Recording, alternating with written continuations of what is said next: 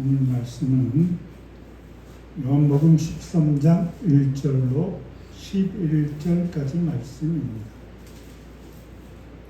교독하도록 하겠습니다.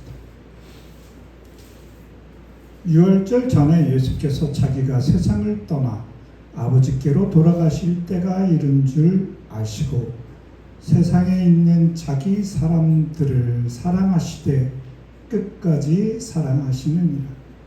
자기가 벌써 시몬의 아들 바로 유다의 마음에 예수를 살려는 생각을 넣었더라.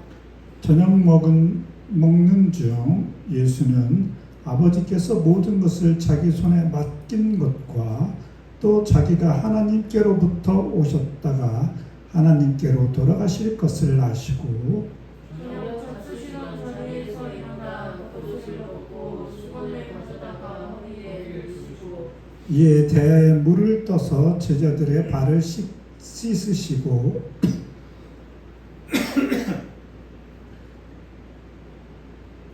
그 두르신 수건으로 닦기를 시작하여 시몬 베드로에게 이르시니 베드로가 이르되 주여 주께서 내 발을 씻으시나이까. 예수께서 대답하여 이르시되 내가 하는 것을 내가 지금은 알지 못하나 이후에는 알리라. 베드로가 이르되 내 발을 절대로 씻지 못하시리이다. 예수께서 대답하시되 내가 너를 씻어주지 아니하면 내가 나와 상관이 없느니라. 시몬 베드로가 이르되 주여 내 발뿐 아니라 손과 머리도 씻어 주옵소서. 예수께서 이르시되 이미 목욕한 자는 발밖에 씻을 필요가 없느니라. 온몸이 깨끗하니라. 너희가 깨끗하다 나는 아니니라 하시니 이는 자기를 팔 자가 누구인지 아시니라. 그러므로 다는 깨끗하지 아니하다 하시니라. 아멘.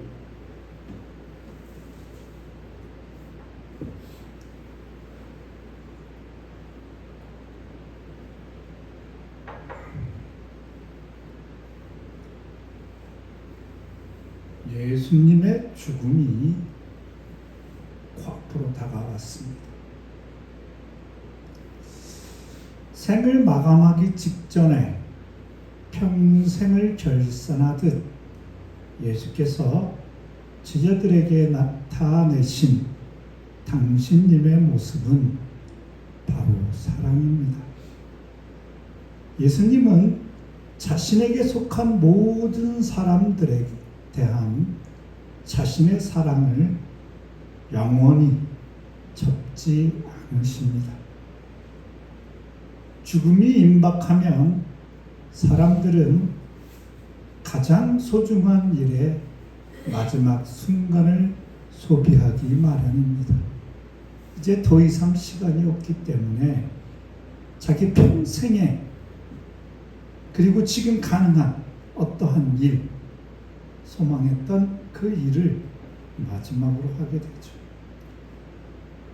예수님의 가장 소중한 일은 당신의 사람들에 대한 사랑이기에 그 사랑의 모습은 손수 제자들의 발을 씻겨주는 모습으로 나타내셨습니다.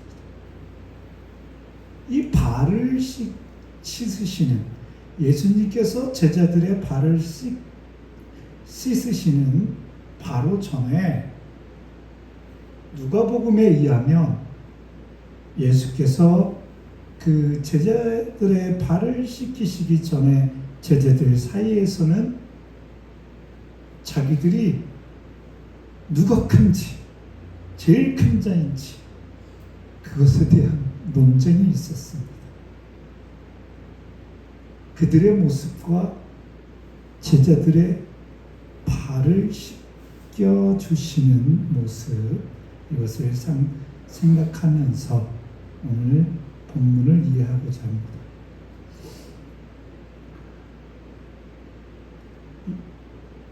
예수의 교훈은 제자들의 발을 씻겨주는 그 예수의 교훈은 조금 전 말씀드렸던 제자들이 누가 큰지 서로 어깨를 겨누며 보다 높은 자가 바로 자신이다 라고 우쭐대던 것과는 사뭇 다르죠.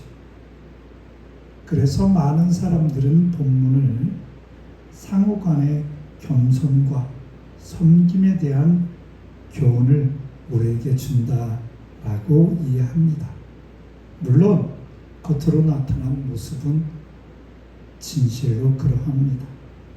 뿐만 아니라 이 세족의 행위는 죄로부터 구원을 베푸시는 행위를, 즉 구속사적 의미를 지닌 그런 상징이기도 합니다.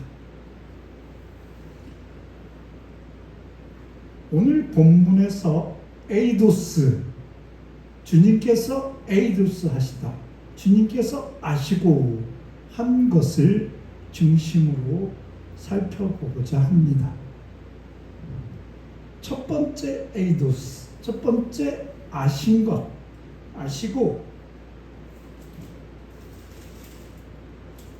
첫 번째는 예수께서 자기가 세상을 떠나 아버지께로 돌아가실 때가 이른 줄 아시고입니다. 에이도스. 저자가 여기에는 어디에서 일어났는지 장소는 관계없어요. 그죠? 장소가 확 드러나지 않아요. 그러나 유월절 전이라는 시간적 상황 속에서의 에이도스입니다. 유월절이면 예수께서 십자가에 달리실 것입니다. 그 상황, 그 시간적 배경 속에서 아버지께로 돌아가실 때가 이른 줄 아시고입니다. 예수님은 이제 머지않아 코앞에 다가온 죽음을 아시고 바로 그거죠. 그 시점, 내가 이제 죽음을 앞두고 있구나 하는 예수님의 아심은 세상에 있는 자기 사람들을 사랑하시되 끝까지 사랑하시는 시간이 될 것입니다. 그래서 아시고 사랑하시되 끝까지 사랑하십니다. 예수님의 죽으심은 또한 멈춤이나 소멸이 아니라 이동입니다.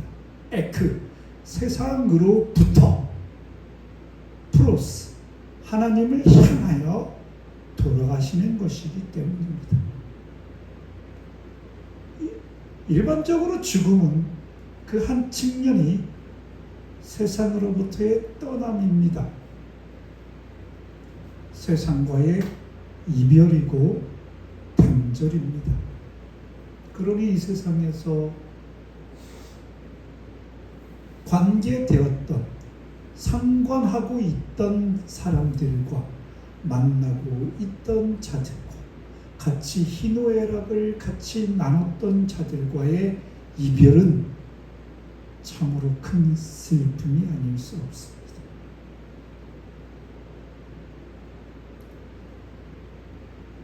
인류의 조상 아담은 하나님으로부터 떠나 세상을 향하여 살았습니다. 지금까지 하나님과 함께 있던 자리에서 떠나 세상, 하나님 밖에 있는, 여기서 밖이라는 것은 영적 통치가 있지 않은 죄로 가득한 그 세상을 향하여 살았죠. 영원한 생명이신 하나님을 떠나 세상을 향해 사는 내내 인류는 죄의 종으로, 사망의 종으로 살았습니다. 그러므로 하나님과의 이별과 단절, 그것이 아담 안에 있는 사람들의 운명이었습니다. 그리고 우리는 지금 영적으로 그리스도 안에 있지만 우리는 바로 그 삶의 현장, 세상의 현장 속에서 살고 있는 것입니다. 즉, 그리스도를 모르는 아담 안에 있는 사람들의 운명은 세상을 향하여 세상을 쫓아 살아가는, 세상의 것들을 향하여 살아가는 인생입니다. 그러므로 놀랍게도 영적으로는 사망의 종으로 살아가는 것입니다. 우리 이 아담이 목적한 삶과 예수님의 목적한 삶에 있어서의 이 역설을 우리는 보게 됩니다. 아담은 세상을 하나님으로부터 하나님으로부터 프로스 세상을 향하여 살았습니다. 그리고 그 결과는 사망의 종으로, 죄의 종으로 살아가는 것입니다. 그리고 그것이 바로 아담 안에 있는 사람들의 특징이죠. 근데 오늘 주님께서는 이 세상으로부터, 이 사망의 종된 그곳으로부터 떠나 하나님에게로 향합니다. 그래서 이제 사망의 종된 신분에서 이제 하나님의 자녀된 신분으로 회복을 하십니다. 그리스도 안에서 죽은 자들은 세상 속에서 비록 나그네로 살아가지만 육신의 장막을 벗을 때는 물론이거니와 현실의 구체적인 삶의 주거 공간 속에서도 그리스도 안에 있음으로 말미암아 아버지 하나님과 친밀한 교통으로 하늘 왕국의 기쁨을 누리는 자로 살아가시는 것입니다. 그것을 위해서 예수님은 지금 세상을 떠나 세상으로부터 하나님께로 가시는 것입니다. 그러니 그의 죽으심은 또한 사랑의 행위, 바로 그것입니다.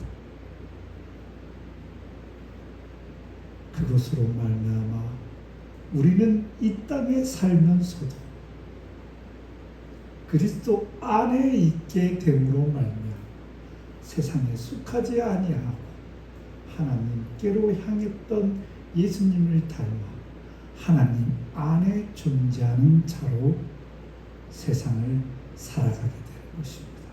그러니 그리스도인이 세상에서 나그네가 아니라 세상을 본향 삼아 세상에 거주하고자 한다면 그것은 절대 설 수 없는 논리입니다. 예수께서 자기가 세상을 떠나 아버지께로 돌아가실 때가 이른 줄 에이도스 아시고 예수님은 지금 육체적으로 우리가 조금 전에 읽었던 마태복음 27장처럼 머지않아 죽으실 것입니다. 조롱당하시고 십자가상에서 죽으실 것입니다. 그 죽으심에 대한 온전한 아심이 있으신 후에 그의 눈빛은 빛났습니다. 그리고 그의 눈은 제자들을 향하여 섰습니다. 이것은 마치 부모의 사랑 같기도 하죠. 부모와 자식이 그 임종의 순간 딱 있으면 부모는 자기가 죽을 것에 대해서 두려워함이나 이제 두려워해봤자 의미도 없지 않습니까? 그렇기 때문에 마지막 유언을 남기죠. 얘야, 오직 너의 가정과 너의 자손들은 오직 주님만 섬기라. 뭐 이런 유언을 남기죠. 죽음을 앞둔 존재인 예수님은 그의 눈은 자기 자신의 어떤 무엇 이득이나 자기 애착으로 향하지 않고 오직 제자들을 향하여 그 눈길을 돌립니다. 그가 바라본 것은 자기 사람들입니다. 이제 예수께서 부활하실지라도 그리고 성령을 보내주실지라도 그들이 세상 속에서 나그네로 살아갈 그들을 위해서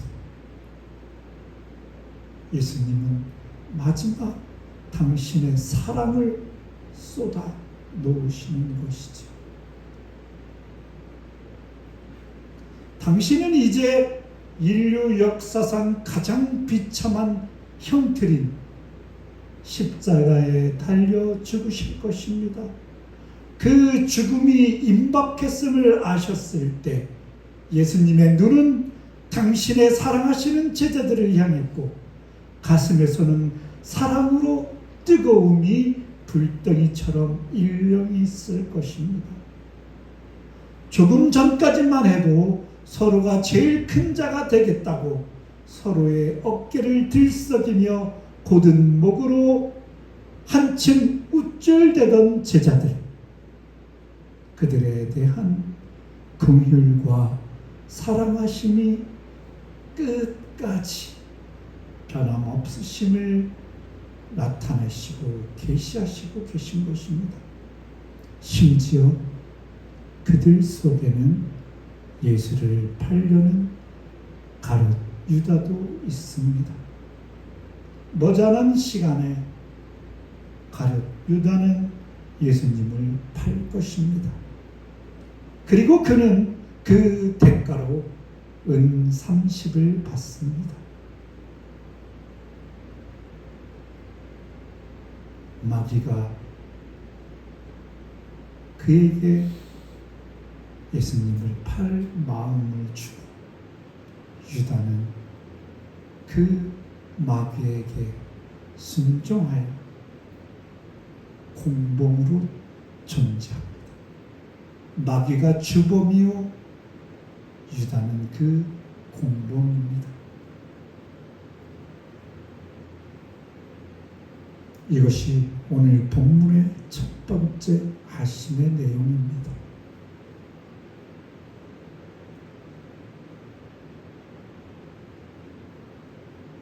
우리들이 아는 것들이라고 생각하는 것들을 살펴보십시오. 우리가 알고자 하는 것, 우리가 아는 것, 그것들을 통해서 과연 우리는 얼마나 우쭐댑니까? 뭐 그리 대단하지 않은 지식이라도 우쭐댑니다.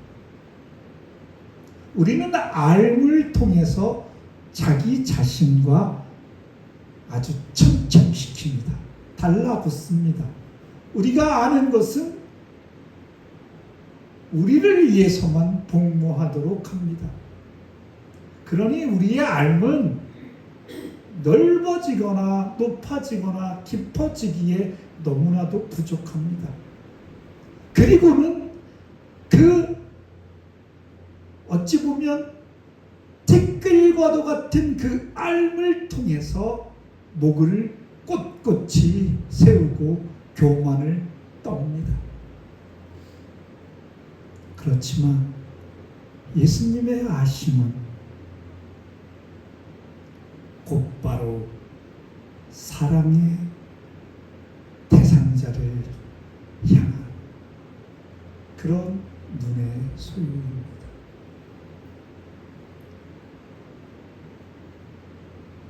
여러분의 삶이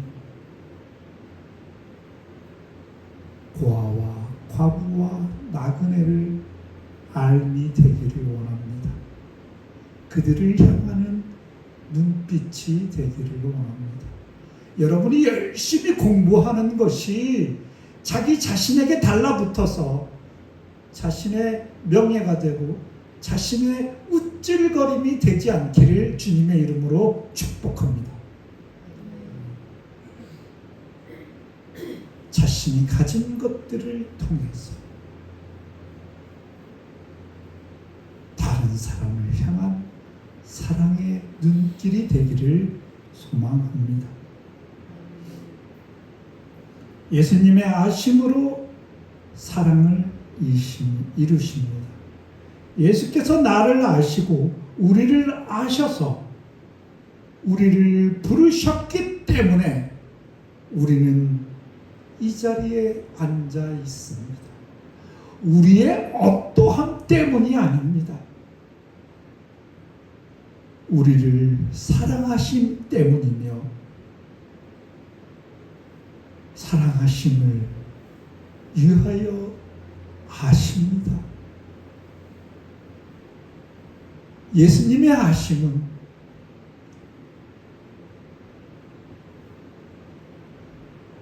온전하게 하나님을 아심인데 그 아심은 온전하게 사랑하심을 위한 아심입니다. 예수 그리스도께서 아심받은 초대교회 성도 여러분, 우리를 주님께서 아심은 우리를 사랑하심 때문이며 사랑하시기 위함이심을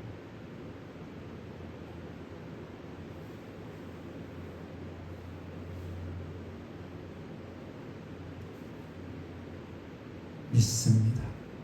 이것이 우리의 행복의 비결이지요. 두 번째 예수님의 아심은 먼저는 하나님은 예수의 손에 모든 것을 넘기셨다는 것을 아십니다.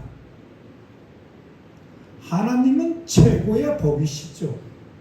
그로 말미암아 이루어진 일의 법적 효력은 누구도 변경하지 못하고 영원합니다. 여기서 손, 그 손은 소유권 혹은 처분권을 말하는 권리와 능력을 얘기하죠. 하나님은 하늘과 땅의 모든 권세와 그 사이에 있는 인간을 포함한 모든 만물들의 권한을 예수의 손에 넘기셨습니다. 전 우주적 통치자로서 만왕의 왕이신 주님 스스로에 대한 신적 자각입니다. 그것이 바로 예수께서 하나님은 예수의 손에 모든 걸 넘기셨다라는 의미죠. 그리고 그 예수께서는 하나님께로부터 오셨다가 하나님께로 돌아가실 것을 또한 아셨습니다. 아버지 하나님은 예수의 존재와 사역의 시작이자 곧 끝입니다. 그것이 예수님의 명확한 삶입니다. 예수님의 전생에는 하나님으로부터 오셨고 하나님께로 돌아감으로 끝을 맺습니다. 즉 그의 모든 삶은 하나님의 일하심 그것과 동일한 것이 됩니다. 이에 비해 우리는 모릅니다. 인간들은 우리의 근본이 어디로부터 왔는지 그리고 인생의 목표가 무엇인지 온전히 알지 못합니다. 그러므로 하나님께 영광을 돌리지 못하고 오히려 그 영광을 썩어 없어지는 사람과 새와 짐승과 버러지 모양의 우상으로 대체하며 그 영광의 역방향으로 질주하게 되는 것입니다. 그러나 이제 주님께서 우리를 부르심으로 우리는 성령께서 도우심으로 말미암아 우리 속에 하나님의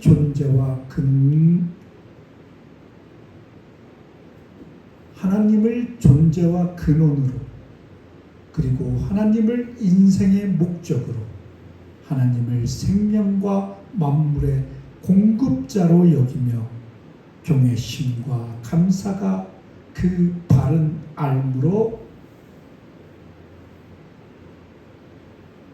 이끌게 하십니다. 예수님의 바른 아심, 예수님의 행하심으로 곧바로 나타났습니다. 예수는 저녁을 드시는 중에 자리에서 일어나 겉옷을 벗으셨고 수건을 취하셨고 그 수건을 허리에 두르셨습니다. 그리고 물을 담은 대야를 들고 제자들의 발을 씻기시고 준비하신 수건으로 닦으셨습니다. 유대인들은 식사 시간에 어떻게 앉냐면 이런 의자에 앉는 것이 아니라 침상과도 같은데 비스듬하게 이렇게 누워있는 거예요. 한쪽으로 이렇게 딱 그래서 누워있는 거죠. 거의 반 누운 상태입니다. 그렇게 저녁 식사를 하고 있었어요. 근데 식사 중에 예수님께서 일어나 누구를 시키자 물 좀 떠와라 하지 않으십니다. 손수 물을 취하여 겉옷을 벗으시고 수건을 두르고 제자들의 머리는 여기 있고 반쯤 누웠으니 이쯤 그 침상 끝에 있겠죠. 이 발에 가서 예수님께서 발을 씻기시는 것입니다. 다시 한번 말씀드리지만 지금 예수께서 죽음을 코앞에 두고 있는 상황입니다. 그 상황 속에서 편하게 누워 식사하는 제자들의 먼지투성이, 옛날 샌들 같은 걸 신었잖아요. 로마 같은 데 보면 얼마나 지저분하겠어요. 땀하고 먼지가 지저분하게 떼갖고 뭐 엄청 잘 씻었겠어요. 목욕을 했으니 잘 씻었다고 칩시다. 그렇지만 하루 동안 그 땀하고 먼지로 지저분해져 있는 그 발을 씻기시는 것입니다. 전 우주적 통치자시오, 하나님과 동일 본체이시, 그리고 그것을 스스로 알고 계시는 예수님의 구체적인 행동의 묘사입니다.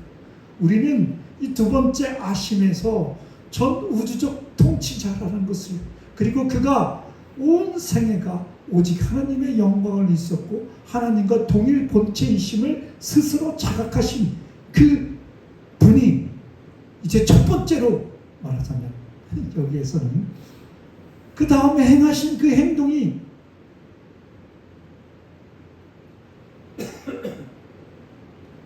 종들 중에서도 아주 가장 낮은 신분의 종들이, 가장 천한 종이 행하는 물을 떠다가 수건을 두르고 발을 씻기고 계신 것입니다.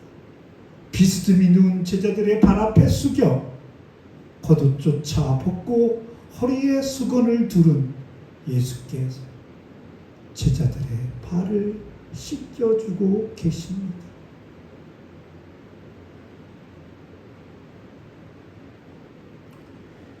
예수님은 섬김의 수혜자가 됨에 마땅하신 분이십니다. 오직 그만 높이는 것이 인간으로서 당연한 것이지, 하지만 온전히 섬김의 공급자, 자가 되십니다. 조금 전에 누가 큰 자인가 서로를 향해 자기가 조금 더 크다라는 그들에게 몸소 보여주신 예수님의 설교입니다. 우리는 더 높은 지위, 더 큰 권력, 더 좋은 재물, 더 많은 소유를 위해 일생을 탕진합니다. 그리고 그것들을 더더욱 확대 재생산하기 위해 바쁘지요. 그리고 그렇게 생산된 것들을 더 큰 교만으로, 더 큰 독재와 더 큰 갑질로 자신의 목을 더욱 곧고 뻣뻣하게 만듭니다. 어제 뉴스를 잠깐 보았는데요.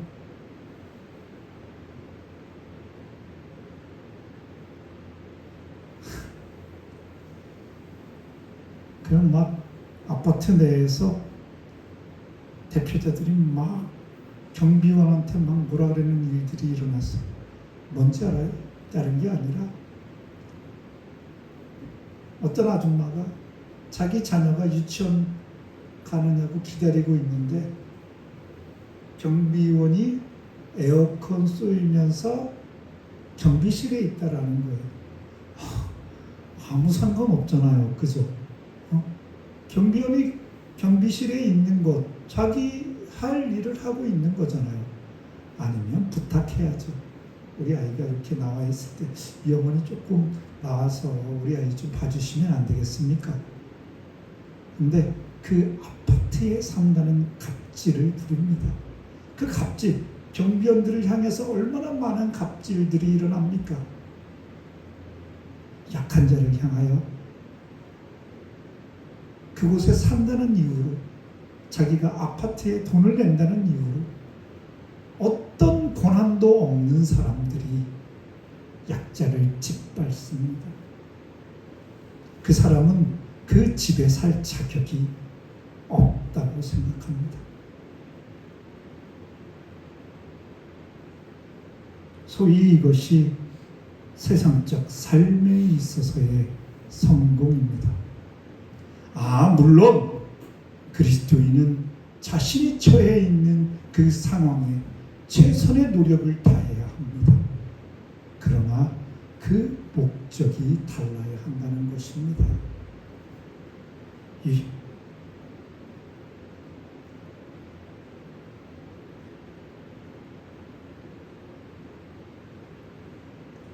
지금 예수님이 보여주신 바로 그것, 전 우주적 주인이시오 통치자이신 예수님의 아심은 섬김을 받기보다 섬기는 자가 되려 명령입니다. 낮 동안 모래바람과 땀으로 더럽혀질 대로 더럽혀진 제자들의 발을 씻기시는 예수님께서 이미 구원받은 존재이지만 세상적 정욕과 마귀의 주절거림으로 세상에서 찌든 때가 발가락 사이에 달라붙어 있을 때 주님께서는 우리의 일상의 해결와 경건한 삶을 위해 깨끗한 물로 더럽혀진 우리의 발가락 사이를 그 꼬질꼬질한 때들을 씻으시니 원하시는 것입니다. 사랑의 눈으로 우리를 바라보시고 지치고 더럽혀진 우리의 발을 그저 지나치지 않으시고 물을 떠오시고 겉옷을 벗으시고 수건을 허리에 두르신 예수님의 섬김이자 지극히 사랑하시는 예수님의 모습입니다. 하지만 베드로는 알지 못했습니다. 베드로는 스스로 제자 사이에 일반적 관행의 기준을 삼아 스승과 제자 사이의 일반적 관행. 당연히 제자가 섬겨야죠. 그래서 예수님께서 발을 씻기심을 평가합니다. 베드로, 예수님은 아시지만 베드로는 알지 못합니다. 그래서 베드로는 자신이 이해할 수 없는 예수님의 행동에 순응하지 않고 저지하고 싶어 합니다. 주여, 주께서 내 발을 씻으시나이까? 즉, 주여, 절대로 주께서 저의 발을 씻을 수 없나이다 라는 뜻이지요. 이것이 참으로 그 시대적 상황이나 그 세상적 가치에서는 맞는 말이죠. 그러나 이것은 예수님의 뜻, 즉 하나님의 뜻을 자신의 이해 수준으로 낮추는 어리석음을 범한 일입니다. 우리는 종종 자기의 교만을 은밀하게 감추며 하나님께 반응합니다. 아우, 하나님, 왜 바로를 그렇게 완악하게 하셔서 바로를 죽이십니까? 바로조차도 다 품어주셔야지만 그게 자비 아닙니까? 뭐 이런 논리를 세우죠. 그러나 우리 사람이 취해야 될 바른 태도는 비록 그 말씀이 이해되지 않더라도 기꺼이 순종하는 것이 가장 바람직한 처신입니다. 발을 씻으려고 하시는 예수님의 뜻에 인간의 합리적인 분석과 또는 승인의 오만한 절차를 무릎 꿇게 하는 태도가 제자에게 요구되는 것입니다.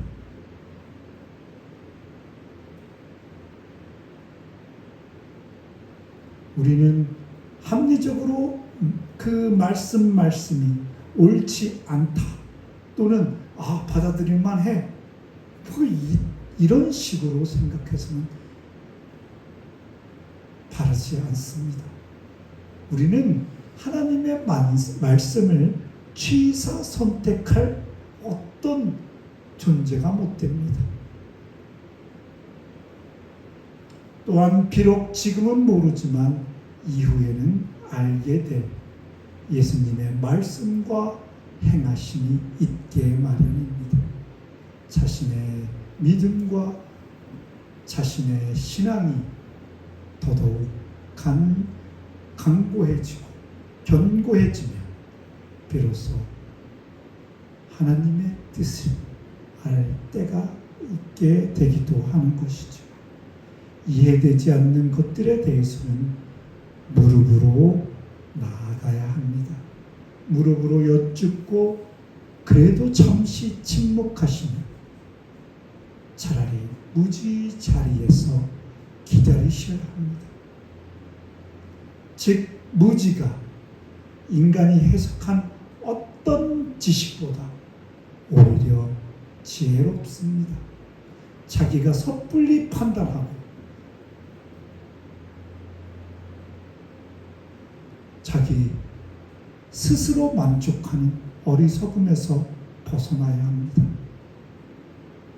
하나님이 오늘 내게 무지로 그 무지함 속에 있기를 원하십니다. 무지의 자리가 가장 현명한 그리고 지혜로운 자리입니다. 왜냐하면 무릎으로 여쭐지라도 주께서 가리시며 계실 때가 아직 이르지 않음이거나 모르는 것이 오히려 우리에게 더 유익하기 때문입니다. 그 중에 가장 우리 머릿속에 탁 떠오르는 것이 있죠. 어찌하여 주님께서는 이 못난 놈을 택하여 주셔서 하나님의 자녀 삼으셨는지. 우리는 여쭙지만 주님은 침묵하시죠. 우리는 그 무지의 자리에서 우리의 태도는 찬양과 감사와 참된 예배입니다. 예수께서 베드로의 발을 씻어주시지 않으시면 예수와 베드로가 상관이 없게 된다는 것을 또한 베드로는 알지 못했습니다. 발은 늘 이동하는 나그네를 뜻하기도 하면서 세상의 더러운 먼지와 접촉하되 다른 지체들의 깨끗함을 위하여 홀로 더러움을 담당하지요. 그런 발을 예수께서 깨끗하게 씻는다는 것은 죄악에 물든 나그네 인생을 예수의 거룩한 피로 정결하게 한다는 것을 라고 해석하는 것은 타당합니다. 베드로는 예수님의 세족을 수용하지 않으면 그와 관계가 끊어질지도 모른다는 심각성을 인식하자 손과 머리도 씻어주기를 간청합니다. 그러나 예수님께서 목욕한 자는 발 외에는 씻을 필요가 없다라고 말씀하십니다. 베드로와 함께 우리 모두는 몸 전체가 깨끗합니다. 왜냐하면 베드로와 함께 우리 모두는 이미 목욕을 하였기 때문입니다. 제자들과 함께 우리 모두는 이미 구원의 은총을 받았습니다. 이 목욕은 하나님의 성령 안에서 일어난 중생의 씻음입니다. 목욕으로 인해 온 몸이 깨끗함은 우리 몸의 죄의 지배가 무너지고 하나님의 의가 장악한 것입니다. 우리는 일상 가운데서 죄를 범하기는 하지만 죄가 우리를 지배하지는 못합니다. 우리를 지배하는 것은 하나님의 의입니다. 목욕으로 인한 몸 전체가 깨끗하여 진과 같이 성령에 의한 영적인 세례로 말미암아 중생의 씻음은 반복될 필요가 없습니다. 그러니 확신하시기 바랍니다. 여러분은 주 안에서 목욕한 자입니다. 그러나 거듭난 하나님의 자녀들도 발의 도려움에 해당하는 죄를 저지릅니다. 그러한 죄에 대하여는 회개라는 씻음을 날마다 반복해야 하지요. 그리고 오늘 마지막 아심은 유다가 예수님을 팔자라는 것을 아셨다입니다. 자신을 죽음의 벼락으로 떠미는 배신자를 아시고도 그 유다의 더럽혀진 발을 닦으시는 예수님,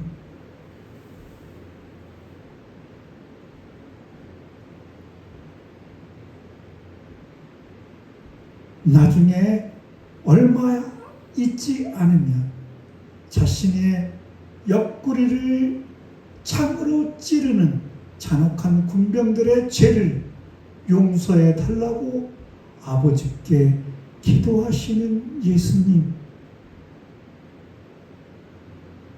그 모습이 겹쳐집니다.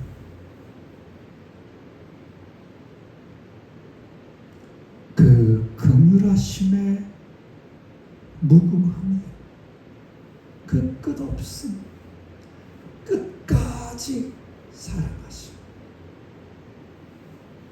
예수님은 당신님의 죽으심이 임박한 때가 이름을 아시자 당신님의 눈을 당신님이 사랑하시는 자에게로 온통 쏟아붓습니다. 예수님은 당신이 전 우주의 통치자요 모든 만물이 그에게 속한 것을 아시지만 물을 떠와 겉옷을 벗으시고 수건을 허리에 두르시고 제자들의 더럽혀진 발을 씻기십니다. 예수님은 당신님을 은 30의 팔 유다를 아시지만 그의 발을 그 큰 긍휼로 씻기우십니다. 예수님의 아심은 온통 우리를 향한 사랑과 용서와 긍휼로 우리 속에 피어납니다. 사랑과 은혜가 풍성하신 하나님께서 우리 초대교회 성도 여러분에게도 우리의 암과 우리의 깨달음을 통하여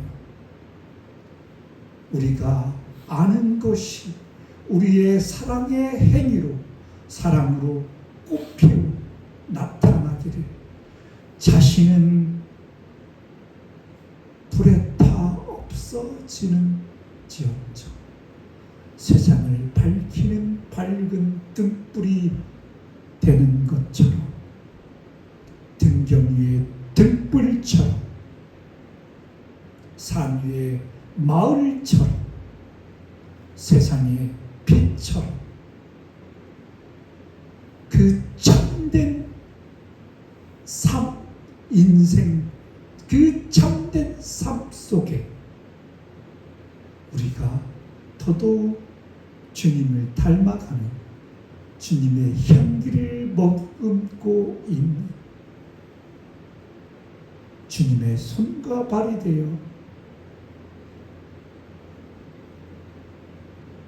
세상에 더럽힌 자들의 발을 섬기는 자로 이 땅에 살아갈 수 있도록 우리를 이끌어 주실 것을 간절히 소망합니다.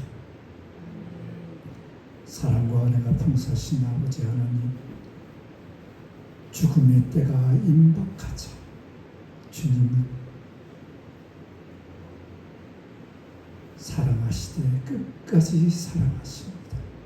그 눈을 당신의 사랑하시는 자들을 향하십니다. 아버지 하나님, 아버지 하나님께로부터 와서 아버지 하나님께로 향하십니다. 모든 권세가 다 당신에게 있음을 아신다는 저자의 말씀 후에 곧바로 나타나신 것은 비천한 종의 섬김과도 같은 예수님의 섬김입니다. 그 아름다운 자리에 저희 초대교회 성도들 모두가 함께 하기를 예수님의 이름으로 간절히 기도하옵나이다.